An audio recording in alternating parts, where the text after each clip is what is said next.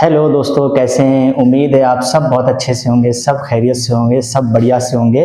और हम अपनी स्टडी को कंटिन्यू करते हैं। कल तक मैंने आपको ये बताया था कि इंसान का दिल कैसे काम करता है, और आज मैं आपको ये बताऊंगा कि वो दिल जो जो उस दिल के अंदर खून रहता है, उसके खून के बारे में हम लोग बहुत डिटेल में बात करेंगे। यानी कल हमने ये पढ़ा था कि दिल कैसे काम करता है, और आज हम ये पढ़ेंगे कि जो उस दिल को काम करवाता है, और वो है क्या? खून।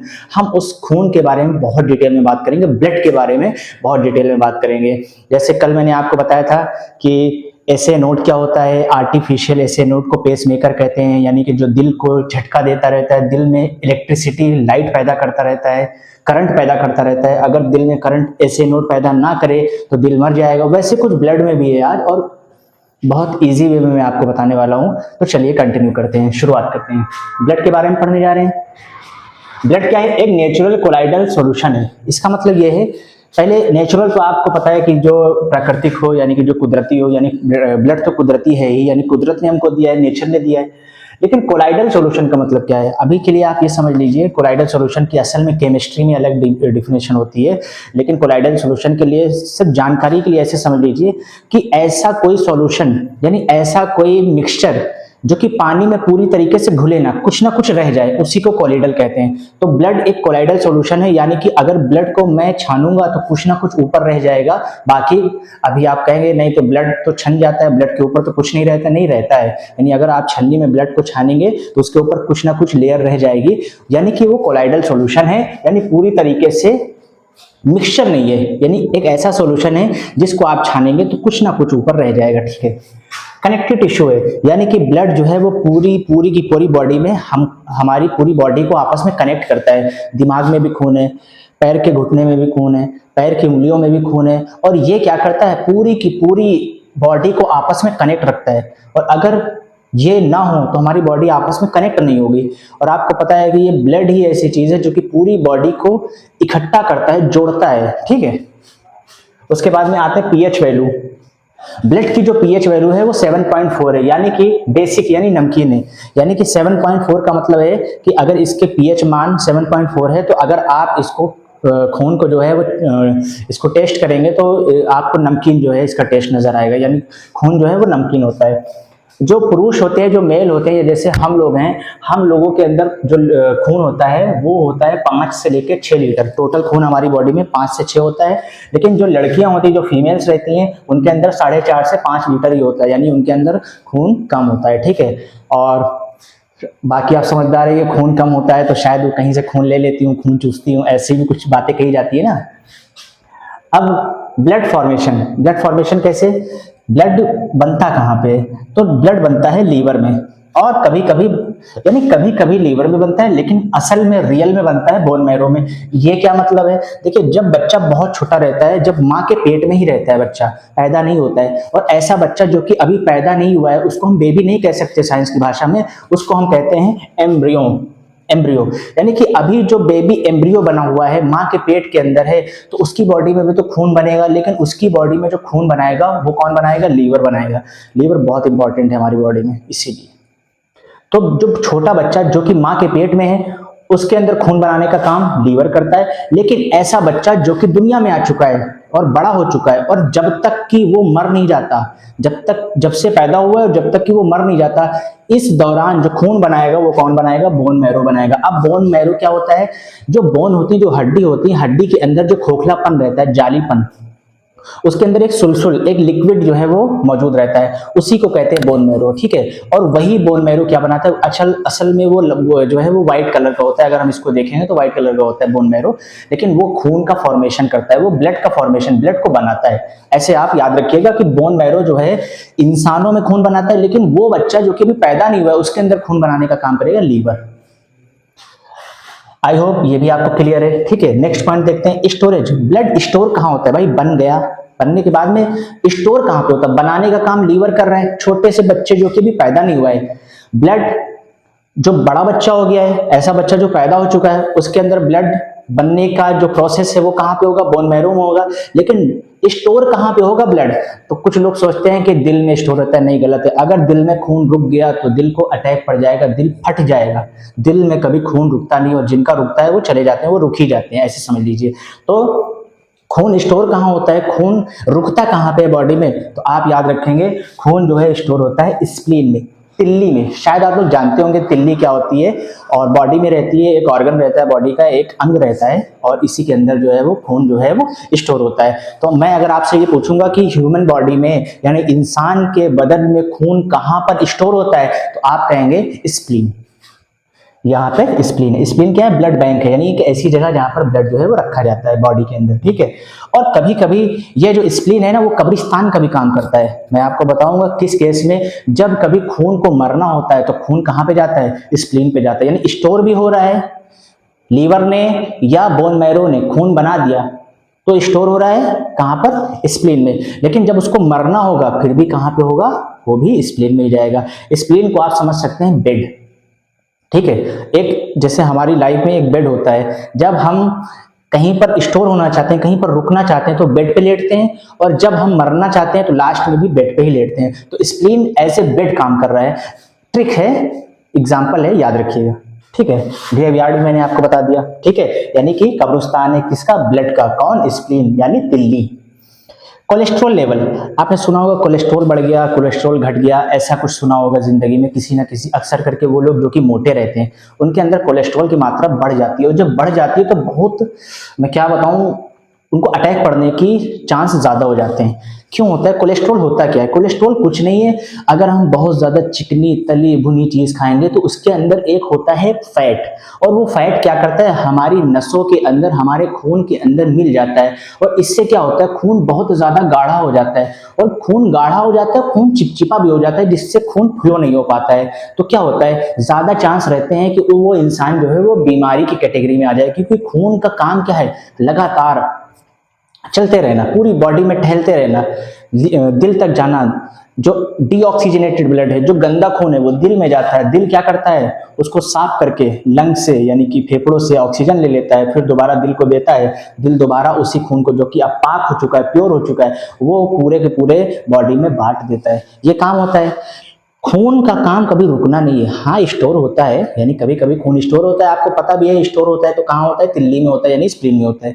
लेकिन अगर खून की स्पीड ही कम हो जाए तो बहुत दिक्कत है, ठीक है। और ये खून की स्पीड कौन कम करता है, कोलेस्ट्रॉल कम करता है। इसीलिए हमें कभी तली भुनी चीज ज्यादा नहीं खानी चाहिए। अगर हम तली भुनी चीज ज्यादा खाएंगे तो हमारी बॉडी में कोलेस्ट्रॉल की मात्रा, कोलेस्ट्रॉल का अमाउंट बढ़ जाएगा, जिससे हमें हार्ट अटैक की जो चांसेस है वो ज्यादा हो जाएंगे। आई होप आपको क्लियर हो रहा होगा, स्टोरेज भी समझ में आ गया। कोलेस्ट्रॉल लेवल होता कितना है, नॉर्मल कितना होना चाहिए ब्लड के अंदर, 200 GM, 200 ग्राम पर डेसीलीटर, डेसीलीटर यानी 10 लीटर, यानी कि 200 ग्राम होना चाहिए हर 10 लीटर में। तो हमारी बॉडी में तो 10 लीटर होता नहीं है, डेसी कहते हैं 10 को, तो हमारी बॉडी में तो 10 लीटर होता नहीं, तो हमारी बॉडी में तो 5 ही लीटर होता है एवरेज।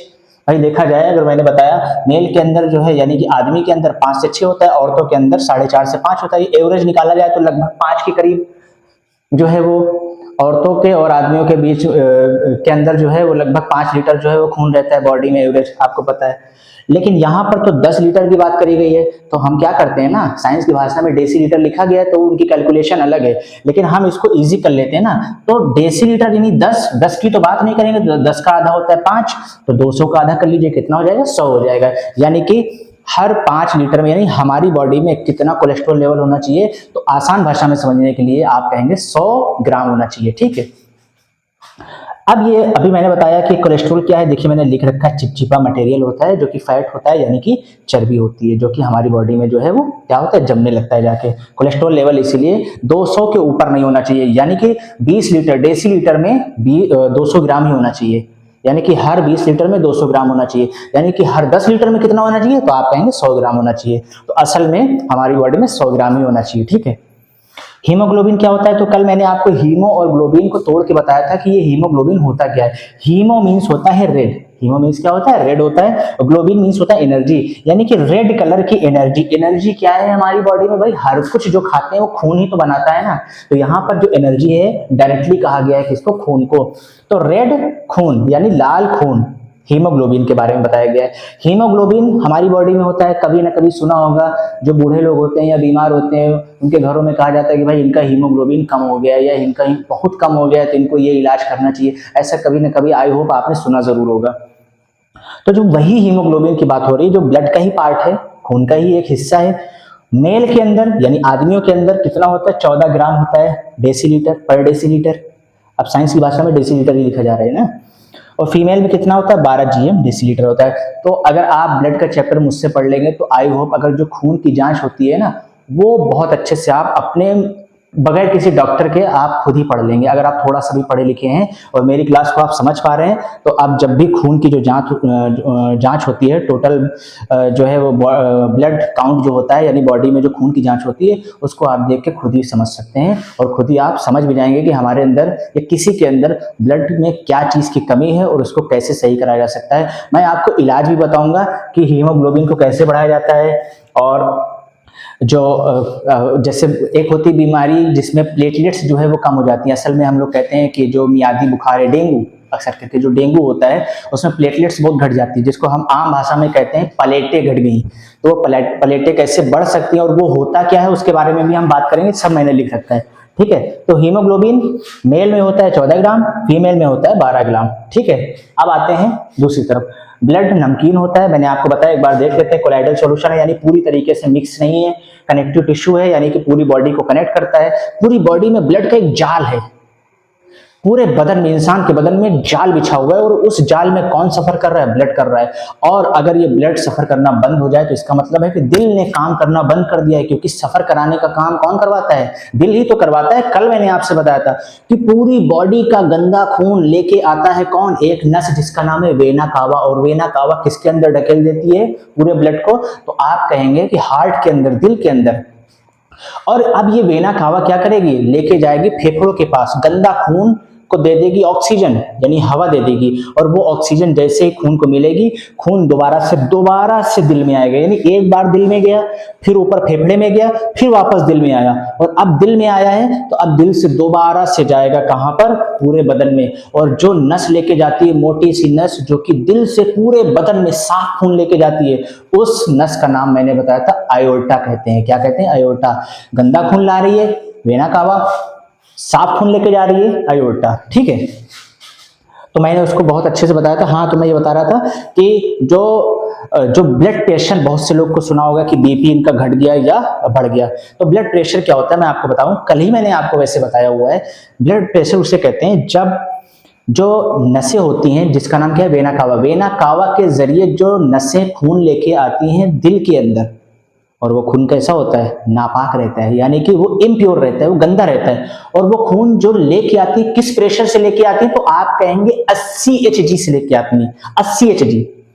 और दोबारा से जो खून है वो दिल से जब जाता है, प्योर होके, स्वच्छ होके, प्योर होके जब दोबारा से जाता है पूरे बदन में, दिल से पूरे बदन में जाता है, इस केस में जो प्रेशर होता है वो होता है 120 Hg। तो आपने नॉर्मल बीपी सुना होगा कि 120/80 होता है। और अगर 120/80 से बढ़ रहा है, इसका मतलब नसें बहुत तेजी से प्रेशर अंदर बना रही हैं। और अगर 120/80 से कम हो रहा है, इसका मतलब जो खून है उसका दौड़ान, उसकी जो रेस है बॉडी के अंदर बहुत स्लो है, और ये बहुत खतरनाक होती है। ठीक है, आपको समझ में आ गया होगा।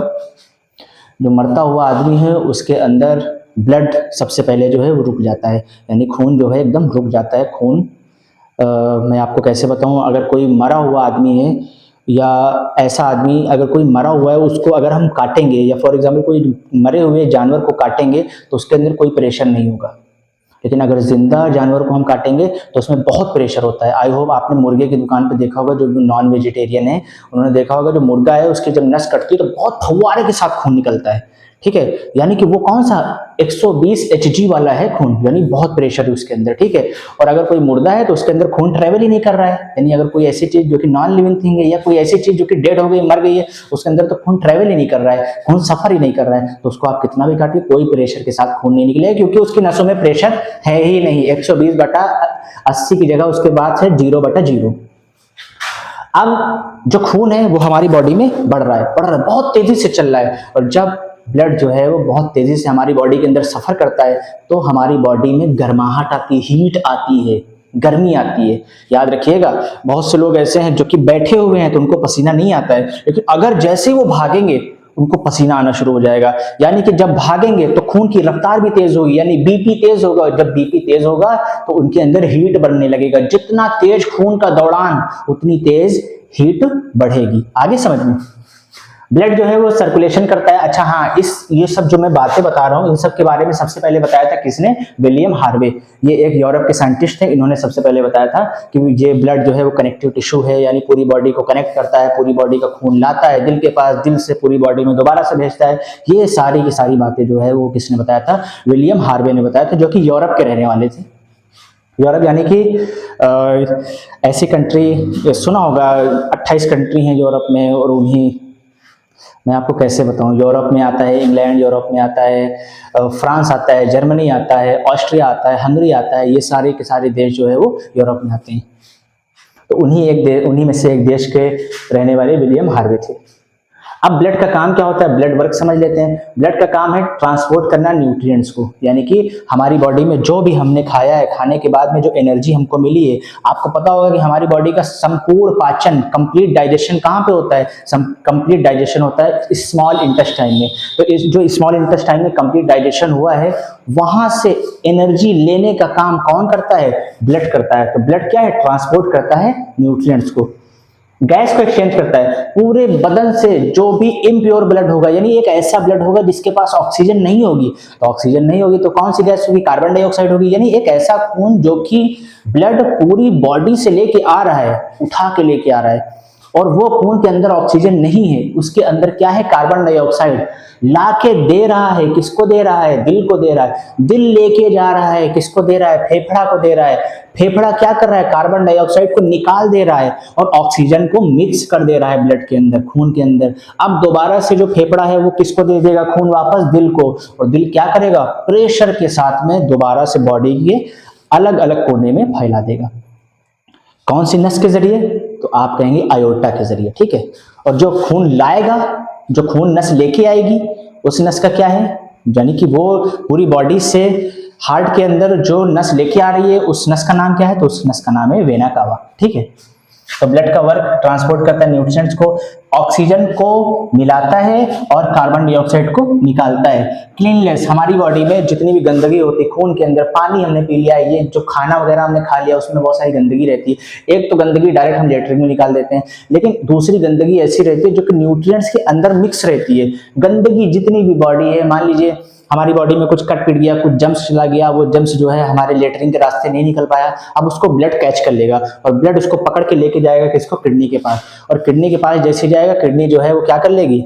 जितनी गंदगी है उसको रख लेगी और वापस जो है ब्लड से कहेगी कि अब तुम जाओ, यानी कि अब मैं काम संभाल लूंगी। यानी जितनी गंदगी है इन सबको मैं टॉयलेट के रास्ते बाहर निकाल दूंगी, जिनको हम हिंदी में पेशाब कहते हैं। पेशाब जब हम करते हैं तो हमारे अंदर जितनी लिक्विड वाली गंदगी है वो निकल जाती है। जब हम लेटरिन करते हैं तो जो बड़ी गंदगी थी, जिसको बॉडी ने तुरंत कैप्चर कर लिया था, पकड़ लिया था पुलिस की तरह, उसको बाहर निकाल देती है। किसके जरिए? लेटरिन के रास्ते। लेकिन बहुत छोटी छोटी गंदगी जो कि किसी मिनरल में हो सकती है, विटामिन में हो सकती है, या हमारी बॉडी में कहीं जम चला गया, उसकी जो गंदगी साफ करने का काम कौन करता है? किडनी करती है। पानी पी रहे हैं, पानी में गंदगी होती है, पानी को साफ करने का काम लिक्विड है, कौन करेगा? किडनी करेगा। लेकिन किडनी तक लेके कौन जाएगा? ये सब ब्लड जाएगा। तो देखिए ब्लड कितना जो है जरूरी है हमारी बॉडी में।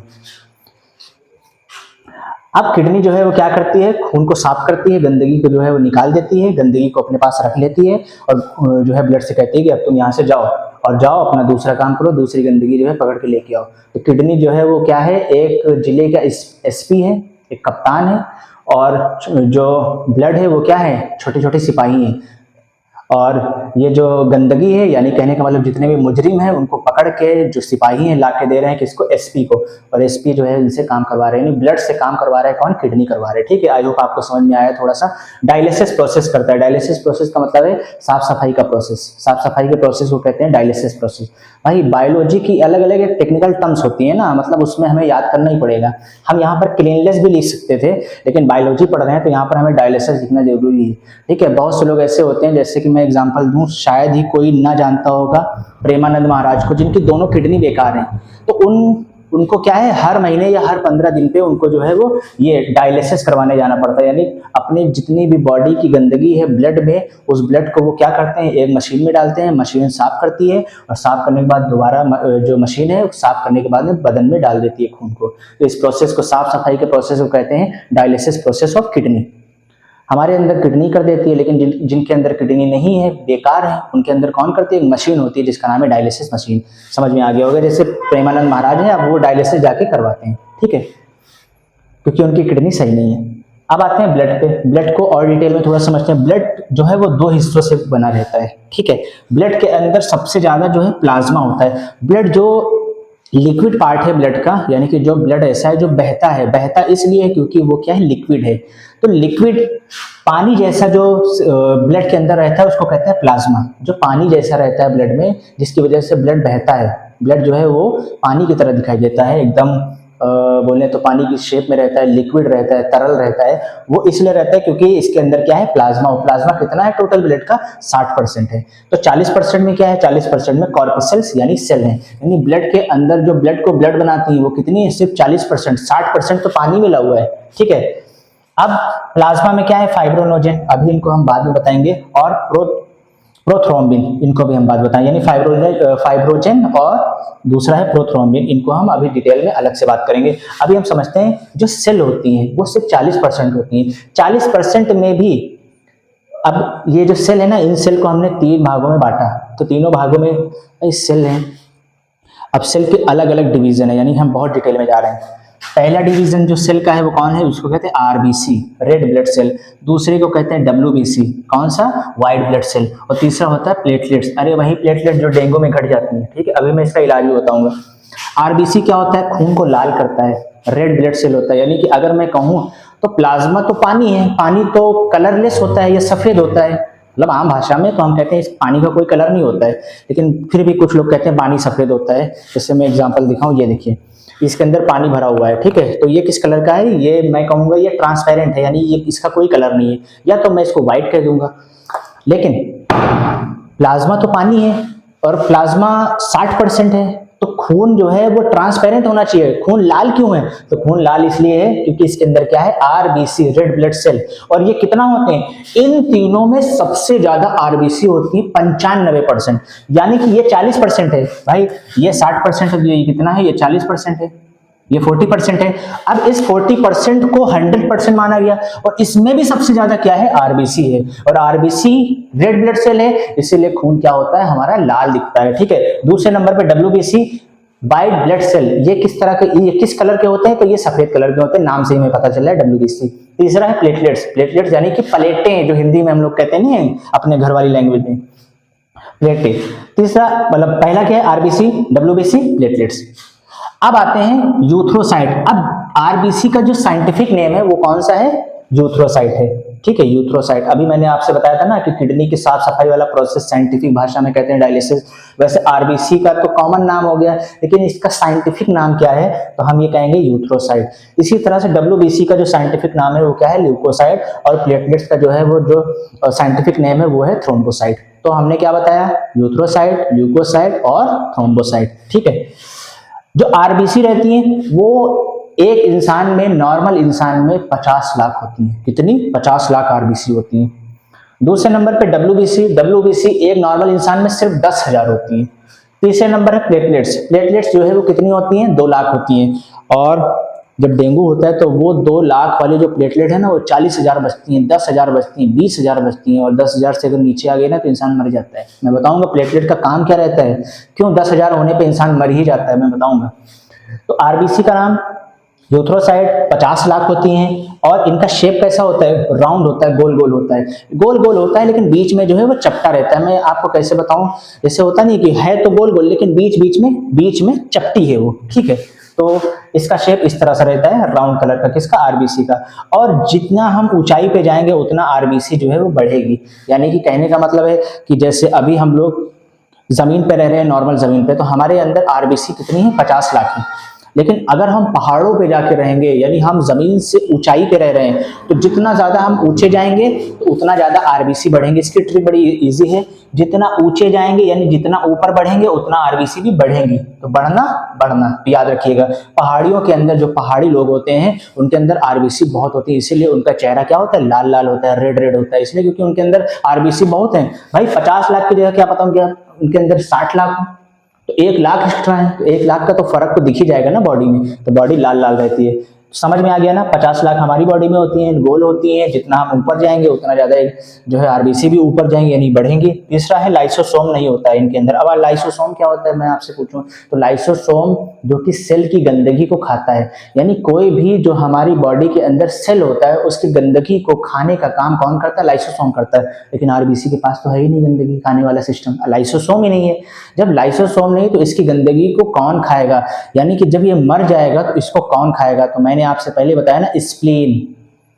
जब आरबीसी को मरना होता है तो वो दोबारा से जाती है बेड पे। कौन से बेड पे, उस बेड का नाम है स्प्लीन, और उसी बेड पे जाके मर जाती है। और कितने दिन में, यानी कितने दिन जिंदा रहती है, तो मैं आपसे बताऊंगा आरबीसी जिंदा रहती है 120 दिन। कितने दिन जिंदा रहती है, 120 दिन जिंदा रहती है। लाइसोसोम नहीं होता है, स्प्लीन के अंदर जाती है, मरती है, यानी तिल्ली के अंदर इसकी मौत होती है। न्यूक्लियस नहीं होता है, यानी केंद्रक नहीं होता है। न्यूक्लियस क्या होता है अलग से हम जानेंगे, अभी थोड़ा सा ऐसे समझिएगा कि जो मेन होता है, जो इसको चलाने का काम करता है किसी सेल को, तो न्यूक्लियस होता है। और न्यूक्लियस अगर नहीं है किसी के अंदर, और न्यूक्लियस के अंदर होता है डीएनए। डीएनए से हम कैसे पहचान करते हैं, बाप की पहचान करते हैं, माँ की पहचान करते हैं, रिश्तेदारों की पहचान करते हैं। तो न्यूक्लियस जो है आरबीसी के अंदर होगा ही नहीं, तो डीएनए नहीं होगा। यानी कि अगर कोई मेरा आरबीसी ले जाके दे किसी किसी वैज्ञानिक को, किसी जो साइंटिस्ट होते हैं उनको मेरी आरबीसी ले जाके दे और कहे कि ये पता करो कि ये किनके लड़के हैं, तो वो पता नहीं कर सकता, इसलिए क्योंकि इनके अंदर क्या नहीं है, न्यूक्लियस नहीं है। न्यूक्लियस नहीं है तो डीएनए नहीं होगा, डीएनए नहीं होगा तो पता नहीं चलेगा। तो न्यूक्लियस इनके अंदर नहीं होता है। और ये मैंने अभी पहले बताया था कि ये total WBC, RBC, WBC, platelet, तीनों को अगर हम देखेंगे तो तीनों में सबसे ज्यादा कौन रहता है, आरबीसी रहते हैं। और आरबीसी कितना रहता है, 95% रहता है। आ गया होगा आपको समझ में, ठीक है, मैं बहुत डिटेल में समझा रहा हूँ। ब्लड जो है वो आरबीसी, यानी ब्लड लाल इसलिए होता है क्योंकि इसके अंदर आरबीसी होता है। आरबीसी लाल क्यों होता है, क्योंकि इसके अंदर हीमोग्लोबिन रहता है। अभी ये हीमोग्लोबिन क्या है, मैंने अभी बताया था ना, हीमोग्लोबिन नॉर्मल कितना होना चाहिए, यानी मेल के अंदर 14 ग्राम और फीमेल के अंदर 12 ग्राम। वही हीमोग्लोबिन आ गया। हीमोग्लोबिन को मैंने तोड़ के बता दिया, hemo means red, globin means क्या होता है, ब्लड, यानी रेड ब्लड। आरबीसी लाल इसलिए है क्योंकि इसके पास हीमोग्लोबिन है। और हीमोग्लोबिन इसलिए, हीमोग्लोबिन किससे बनता है, आयरन से बनता है, यानी लोहे से बनता है। लोहा किस कलर का होता है, लोहा होता है रेड कलर का। अभी मैं आपको बहुत डिटेल में समझाने वाला हूं। देखिए, जो हीमोग्लोबिन होता है वो किसी के अंदर फुर्ती लेके आता है, मजबूती लेके आता है। यानी कि अगर मैं कंपेयर करूं, एक बराबर का घूसा मैं किसी लड़के को मारूं और वही बराबर का घूसा किसी लड़की को मारूं, तो लड़की चिल्ला के गिर जाएगी, लेकिन लड़का शायद वहीं पे खड़ा रहो, क्योंकि उसकी बॉडी के अंदर क्या है, हीमोग्लोबिन है, आरबीसी है। और आरबीसी कैसे बनी हुई, हीमोग्लोबिन कैसे बनी, वो बनी हुई आयरन से। और लोहा बदन में होगा तो लोहा तो मजबूत करता ही इंसान को। तो इसीलिए मेल जो होते हैं, जो आदमी होते हैं वो मजबूत रहते हैं, उनके जो शरीर की काट है वो मजबूत रहती है। लेकिन जो औरतों की काट होती है शरीर की, बहुत कमजोर होती है, थोड़े थुलथुली टाइप की रहती है। इसलिए क्योंकि उनके अंदर मजबूती नहीं रहती है, क्योंकि उनके अंदर हीमोग्लोबिन की कमी होती है। आगे समझ में, हीमोग्लोबिन की कमी यानी आयरन की कमी। और आयरन ही क्या करता है, आयरन देता है, यानी लोहा लोहे को बनाता है। यानी इंसान, यानी मेल का जो बॉडी है वो लोहे के समान है, लड़कियों की नहीं है, ठीक है। अनीमिया, देखिए जब जो है हीमोग्लोबिन यानी आरबीसी कम होती है ना, तो उसमें बीमारी हो जाती है अनीमिया। अनीमिया बीमारी क्या होती है, ऐसी बीमारी जिसमें आरबीसी बहुत कम हो जाती है, ठीक है। आ गया होगा आपको समझ में। यानी हीमोग्लोबिन की, भाई आरबीसी अगर मैं कहूँ तो आप समझिएगा हीमोग्लोबिन, और हीमोग्लोबिन में कहूँ तो आप समझिएगा आयरन यानी लोहा। यानी जितना ज्यादा लोहा उतना ज्यादा हीमोग्लोबिन, जितना ज्यादा हीमोग्लोबिन उतना ज्यादा ब्लड जो है वो लाल होगा, और जितना ज्यादा ब्लड लाल होगा उतना ज्यादा वो खून कहलाएगा। आ गया। अब आते हैं डब्ल्यूबीसी को पढ़ते। White blood cell, white blood cell को कहते हैं, जैसे आरबीसी को यूथ्रोसाइट कहते थे, वैसे डब्ल्यूबीसी को कहते हैं ल्यूकोसाइट, साइंटिफिक नेम है, ठीक है। ल्यूको मीन्स होता है सफेद, ठीक है। ल्यूको कैंसर भी हो जाता है, ल्यूकोमिया हो जाते, बीमारी होती है, ठीक है। कैंसर होता है ल्यूकोमिया, जिसमें ब्लड में हो जाता है। तो ब्लड में क्या होता है कि पूरा जो बॉडी है ना वो सफेद सफेद ही होने लगती है, यानी आरबीसी खत्म होने लगती है। तो ल्यूकोमिया जो कैंसर होता है जिसमें खून का कैंसर माना जाता है। कितनी होती तादाद इनकी बॉडी के अंदर? 10,000 रहती है। इनका काम क्या रहता है? डब्ल्यूबीसी का काम क्या रहता है? जम्स, कीटाणु, वायरस, जितनी गंदगी, उनसे लड़ाई करने का काम किसका रहता है? अभी मैं जैसे कोरोना वायरस आया था, तो कोरोना वायरस में हर आदमी बीमार हो जा रहा है, हर आदमी की, बहुत सारे आदमियों की मौत भी हो गई, डेथ भी हो गई। ये इसलिए हुआ क्योंकि हमारी जो डब्ल्यूबीसी है ना, वो इतनी मजबूत नहीं थी। हमारी डब्ल्यूबीसी से ज्यादा मजबूत कौन था? कोरोना था। तो कोरोना ने डब्ल्यूबीसी पे हमला कर दिया और उसके चारों खाने चित कर दिए। लेकिन अभी हम लोग जिंदा हैं इसलिए क्योंकि बहुत दिनों से जो डब्ल्यूबीसी है वो काम करती चली गई, प्रैक्टिस करती चली गई कि कोरोना से कैसे लड़ना है, कैसे लड़ना है। और आज जो है वो कोरोना को ही डब्ल्यूबीसी ने खत्म कर दिया। तो अगर कोई बेवकूफ ये समझे कि कोरोना खत्म हो गया, तो कोरोना खत्म नहीं, कोरोना आज भी है, लेकिन डब्ल्यूबीसी ट्रेन हो चुकी है हमारी, तो वो कोरोना वायरस से खुद ही लड़ लेती है, जरूरत नहीं पड़ती दवाई ववाई की। ठीक है, यानी बॉडी जो है वो खुद ही जो है वो क्या करती है? वायरस से लड़ लेती है। वायरस से लड़ती है इसलिए क्योंकि इसके पास है डब्ल्यूबीसी। याद रखिएगा, जो एड्स के मरीज होते हैं, जो ऐसे मरीज होते हैं, एड्स हो गया, कैंसर हो गया, इनमें क्या होता है? डब्ल्यूबीसी बहुत कमजोर हो जाती है। डब्ल्यूबीसी जब कमजोर हो जाएगी तो भाई अगर खांसी आ रही तो डब्ल्यूबीसी खांसी ठीक नहीं कर पाएगी। अगर बुखार हो गया तो बुखार, डब्ल्यूबीसी, भाई बुखार होता है तो वायरस से ही होता है, खांसी होती है तो वायरस से ही होती है, बैक्टीरिया से होती है, हम बीमार होते हैं। ऑटोमेटिक बॉडी में ठीक करने का काम किसको दिया है? गॉड ने डब्ल्यूबीसी को दिया है। आगे समझ में नहीं है? डब्ल्यूबीसी क्या करता है? बीमारियों से, जम्स से लड़ने का काम करता है। ठीक है, यानी एक तरीके की क्या है? सिक्योरिटी गार्ड है, जो कि क्या है? वायरस वगैरह को जिंदा नहीं रहने देता है। और वही वायरस जिंदा रह पाएगा जो कि बहुत ही ज्यादा ताकतवर है, और वो डब्ल्यूबीसी से भी ज्यादा ताकतवर है। जैसे कि कोरोना वायरस आया था 2020 में। आगे समझ में, इनडिफिनिट शेप रहता है। जैसे मैंने अभी बताया, आरबीसी का जो शेप है वो गोल रहता है, लेकिन बीच में चपटा रहता है। लेकिन इसका जो शेप है वो कोई फिक्स नहीं है, वो गोल भी हो सकती है, चौकोर भी हो सकती है, यानी कोई फिक्स शेप नहीं है, ये किसी भी शेप में हो सकती है। न्यूक्लियस इनके अंदर होता है, अच्छा न्यूक्लियस होगा तो इनके अंदर क्या होगा? डीएनए भी होगा। यानी अगर मैं अपना डब्ल्यूबीसी निकाल के किसी साइंटिस्ट को दूं तो वो पता लगा लेगा कि मेरे बाप कौन है। यानी कि डीएनए का पता किससे चलता है? डब्ल्यूबीसी से चल जाता है। तीसरा है, याद रखिए, डीएनए निकाला जाता है तो डब्ल्यूबीसी से निकाला जाता है, ये सोच में आप रखिएगा, क्योंकि आरबीसी के पास न्यूक्लियस है नहीं और प्लेटलेट्स के पास भी न्यूक्लियस नहीं है। तो न्यूक्लियस है किसके पास? न्यूक्लियस है डब्ल्यूबीसी के पास। जिसके पास न्यूक्लियस उसके पास डीएनए, और डीएनए से ही पहचान होती है। आगे समझ में, ये 10,000 होती है इनकी तादाद, न्यूक्लियस जो है इनके पास होता है, और ये बीमारियों से जो है लड़ती है। अब आते हैं प्लेटलेट्स पे। प्लेटलेट बहुत इंपॉर्टेंट है, इनको थ्रोम्बोसाइट कहते हैं। इनका साइंटिफिक नेम क्या है? थ्रोम्बोसाइट है। जैसे कि आरबीसी का यूथ्रोसाइट है, डब्ल्यूबीसी का ल्यूकोसाइट है, तो प्लेटलेट्स का क्या है? थ्रोम्बोसाइट है। ये कितनी होती है? इनकी तादाद कितनी है? 2 लाख। याद रखिएगा, जो आरबीसी है उसकी 50 लाख है तादाद, और डब्ल्यूबीसी की 10,000 है, और प्लेटलेट कितनी है? 2 लाख है। ठीक है, कॉन्वेक्स शेप में रहती है ये। कॉन्वेक्स शेप यानी इस तरह का, यानी कि किनारे किनारे पे पतला है, लेकिन बीच में जो है वो क्या है? बीच में जो है वो मोटा है। यार जो आरबीसी है ना, आरबीसी क्या है? किनारे किनारे मोटी है लेकिन बीच में पतली है। इसका उल्टा है प्लेटलेट्स, जो कि किनारे किनारे पतली है लेकिन बीच में मोटी है। नहीं समझे आप? आरबीसी किनारे किनारे मोटी, बीच में पतली, प्लेटलेट्स किनारे किनारे पतली, बीच में मोटी। तो ऐसा शेप होता है किसका? यानी इस शेप को कहते हैं इंग्लिश में कॉन्वेक्स शेप। तो कॉन्वेक्स शेप की प्लेटलेट्स होती हैं, इनका नाम थ्रोम्बोसाइट होता है, 2 लाख होती हैं। न्यूक्लियस नहीं होता है, यानी हम डीएनए का पता नहीं लगा सकते। एनर्जी देती हैं बॉडी को, यानी जो छोटा छोटा बच्चा रहता है ना, उसकी बॉडी में प्लेटलेट बहुत रहती हैं। प्लेटलेट क्यों होते हैं? दूध पीने से होती हैं प्लेटलेट। जितना दूध पिएंगे उतना ज्यादा प्लेटलेट बढ़ेंगे। छोटा बच्चा दूध पीता है और वो फल वगैरह ज़्यादा खाता है, छोटे बच्चे की एनर्जी की जो खाने हैं, एनर्जी वाले खाने, वो उसको ज़्यादा दिए जाते हैं। तो छोटा बच्चा खुद से इधर, खुद से उधर, कभी इधर चला है, कभी उधर चला है, कभी एकदम जंप कर रहा है, कभी कोई तोड़ फोड़ कर रहा है, उसकी एनर्जी भरी पड़ी है, एनर्जी का भंडार है छोटा बच्चा। इसलिए क्योंकि इसके पास प्लेटलेट्स बहुत हैं। और अगर हम हैं, हम भी उचक रहे हैं, लेकिन अगर हमको डेंगू हो गया तो जैसे डेंगू हो गया हम किनारे जाके लेट जाएंगे। इसलिए क्योंकि डेंगू में क्या होता है? प्लेटलेट्स जो है एकदम घट जाती है, प्लेटें घट जाती हैं। जैसे प्लेटें घटेंगी वैसे हमारे अंदर जो प्रेशर है, जो हमारे अंदर जो एनर्जी थी, वो सारी की सारी घट गई। आगे समझ में नहीं आई? अच्छा, डेंगू को कैसे ठीक कर सकते हैं? बकरी का दूध या कोई सा दूध, लेकिन स्पेशल बकरी का दूध पिलाया जाता है। ठीक है, एलोवेरा जो है वो खिलाया जाता है, एलोवेरा का जो सेवन करवाया जाता है। इससे क्या होता है कि डेंगू जो है खत्म होता है और प्लेटलेट्स जो है वो बढ़ती है। आई होप आपको समझ में आ गया है। अब चलते हैं नेक्स्ट स्लाइड में, पढ़ते हैं प्लेटलेट्स के बारे में, और प्लेटलेट्स जो है वो कैसे खून को जमाती हैं और इनमें कौन कौन से प्रोसेस होते हैं, इनके बारे में हम अच्छे से जानते हैं।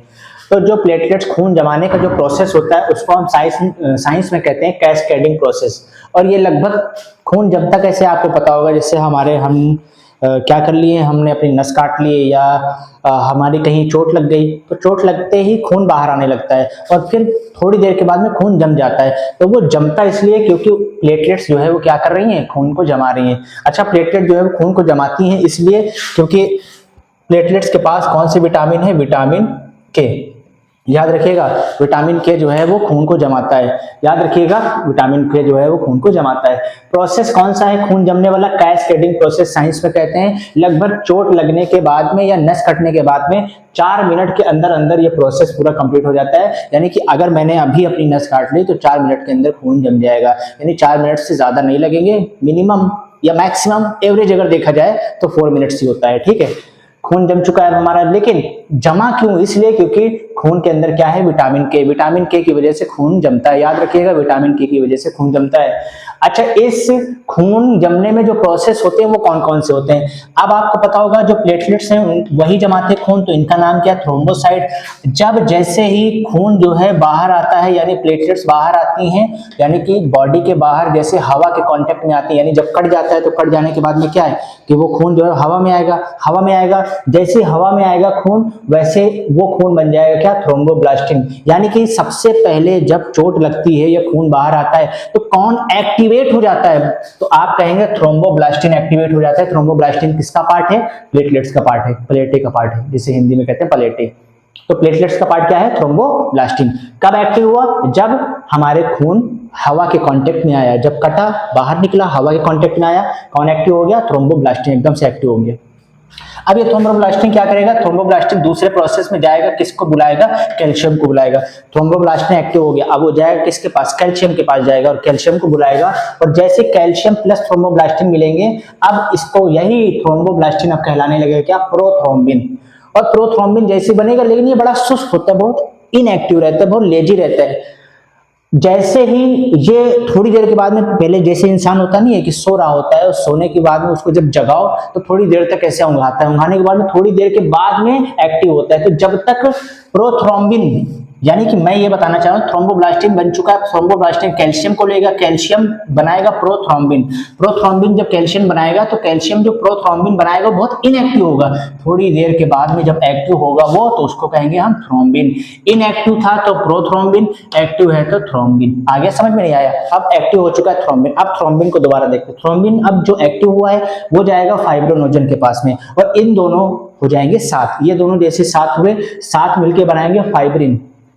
अब ये जो फाइब्रिन है, दोबारा से फाइब्रिन आएगा और फाइब्रिन क्या करेगा, बॉडी में जहां चोट लगी वहां पर जाली बनाने लगेगा, कैस्केडिंग करने लगेगा, यानी वहां खून जमाने का प्रोसेस स्टार्ट कर देगा। यानी कि अब खून जमने ही वाला है, और जैसे खून जमाएगा जाली बनाएगा खून जमाने के लिए। किस किस को, जो प्लाज्मा है यानी जो पानी तरल पदार्थ है जो कि चिपचिपा है वो तो बाहर निकल जाएगा, लेकिन अंदर छन्नी में छन कौन जाएगा, उस जाली में छन के रुक कौन जाएगा, रुकेगी WBC, RBC और प्लेटलेट्स। ये तीनों क्या है, रुक जाएंगी, अंदर ही जो है वो रुक जाएंगी। अब जो है अंदर फंस चुकी हैं, और जब ये अंदर फंसेंगी तो जो प्लाज्मा है उसको बाहर आने नहीं देंगे, और इसी से क्या हो जाता है, ब्लड जो है वो क्या हो जाता है, क्लॉट हो जाता है, खून जम जाता है। और जब खून जम जाता है तो क्या होता है, पपड़ी बन जाती है। ठीक है, अगर आप दोबारा उसको हटा देंगे तो दोबारा खून निकलने लगेगा, लेकिन कुछ दिन के बाद में जब पपड़ी सूख जाती है तो उसी ब्लड क्लॉटिंग को अगर हम हटा देंगे तो हमारी बॉडी एकदम से नई नवेली हो जाएगी। यानी कि हमारी बॉडी ने खुद से रिपेयर वाला सिस्टम बना रखा है, जो कि कौन सा प्रोसेस है, कैस्केडिंग प्रोसेस, जिसमें बॉडी जो है क्या करती है, जब कोई नस से खून निकलने लगता है बाहर तो उसको जमाने का काम, थक्का जमाने का काम, खून का थक्का जमाने का काम कौन करता है, प्लेटलेट्स करती हैं। क्यों करती हैं, क्योंकि इनके पास विटामिन के है। विटामिन के क्या करता है, खून को जमा देता है। अब देखिए जरा से, खून को कौन जमा रहा है, प्लेटलेट्स, आपको पता है। अच्छा, खून जमाने में कौन कौन से प्रोटीन काम आ रही है, तो फाइब्रोनेजन और प्रोथ्रोम्बिन। अभी मैं इनको बाद में बताऊंगा, अभी बताने का टाइम नहीं है। ठीक है, विटामिन कौन सा काम आ रहा है खून जमाने में, आपको पता होगा, विटामिन के, ये तो मैंने ऊपर ही लिख रखा है। ठीक है, और जब देखिए विटामिन के क्या होता है, ये ऐसे समझ लीजिए कि जो विटामिन के होता है वो कभी कभी बॉडी में बहुत ज्यादा हो जाता है। जब बहुत ज्यादा होता है तो विटामिन के का काम क्या है, अंदर मतलब खून को जमाना, और जब बॉडी के अंदर एक्सेस बहुत ज़्यादा विटामिन के हो जाता है तो वो अंदर नसों के अंदर ही खून जमाने लगता है। और ऐसे में क्या होता है कि वो नसें जो कि भाई जो मोटी नस है उसमें थोड़ा सा खून जम जाएगा तो किनारे किनारे से खून तो निकल ही जाएगा, क्योंकि उनका जो आकार है वो मोटा है, वो चौड़ी नसें हैं। लेकिन कुछ ऐसी नसें होती हैं जैसे दिमाग वाली नसें जो बहुत पतली पतली होती है, बारीक वाली नसें होती हैं, गलती से कहीं विटामिन के इसके अंदर खून जमा दिया तो वैसे क्या हो जाएगा, वो नसें फट जाएंगी। और नस फटने को कहते हैं हेमरेज। और जब दिमाग में नसें फटेंगी तो उसको कहते हैं ब्रेन हेमरेज। तो आपको शायद ब्रेन हेमरेज के बारे में पता चल गया होगा कि ब्रेन हेमरेज क्यों होता है, विटामिन के की वजह से होता है। जब नसों के अंदर विटामिन के खून जमा देता है, क्योंकि इसका काम क्या है, खून जमाना। लेकिन खून ना जमे बॉडी में, इसलिए ऊपर वाले ने एक ऐसा केमिकल हमारी बॉडी में डाला है, खून के अंदर मिक्स रहता है, जिसको कहते हैं हेपारिन। क्या कहते हैं? हेपारिन कहते हैं। जब तक हेपारिन बॉडी के अंदर रहेगा, जब तक खून बॉडी के अंदर रहेगा, बदन के अंदर रहेगा, तब तक हेपारिन खून जमने नहीं देगा। लेकिन जैसे ही बॉडी में कट लगा, खून बाहर आया, वैसे हेपारिन खुद ही मर जाएगा। यानी कि जो हवा में आते ही हेपारिन अब मर चुका है। जब हेपारिन ही नहीं बचा, यानी कि अब ऐसी चीज जो कि खून जमने से रोकती थी, अब वही मर गई, तो जो है वो क्या होगा, खून जमने लगेगा। किस केस में? जब हेपरिन मर जाएगा। हेपरिन कब मरता है? जब एयर के कांटेक्ट में आता है। एयर के कांटेक्ट में कब आता है हेपरिन? हेपरिन तो ब्लड में मिला हुआ है। जब ब्लड एयर के कांटेक्ट में आएगा। और ये कब आएगा? जब काटोगे। आगे समझ में? तो एंटी क्लॉटिंग यानी खून नहीं जमने देता है कौन? हेपरिन। खून जमने कौन देता है? विटामिन के। आगे समझ में? तो आई होप ये आपको बहुत अच्छे से समझ में आया ये वीडियो। और तब तक के लिए बाय बाय, और हम नेक्स्ट वीडियो में मिलेंगे और एक नए टॉपिक के साथ। शायद हम ब्लड ग्रुप पढ़ेंगे उस वीडियो में, या कोई और वीडियो होगी तो मैं आपको नोटिफाई करूंगा। अगर मेरी ये वीडियो आपको सच में समझ में आई और अच्छी लगी और आप चाहते हैं कि मैं कंटिन्यू इसी तरह से पढ़ाता रहूं, तो एक बहुत प्यारा सा लाइक करिएगा, कमेंट करिएगा और मुझे सुझाव दीजिएगा कि मैंने कैसा पढ़ाया। जब तक के लिए टाटा बाय बाय।